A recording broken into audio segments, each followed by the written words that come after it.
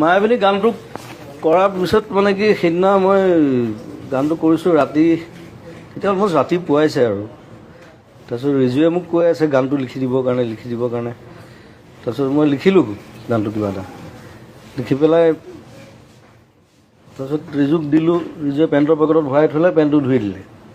সেইটো চিনেমাখনত দেখুওৱা হৈছে।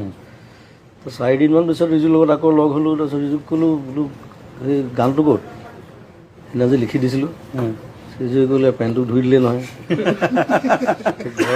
ঘৰত খবৰ ল'লে, এতিয়া পেণ্টটো ধুই দিয়াৰ পিছততো সেইটো আৰু গান ক'ত হৈ থাকিব। এইটো ডাইলগ এটাও আছে, জুবিন গাৰ্গে খাই লিখিলে, ৰিজুৱে খাই ধুই দিলে।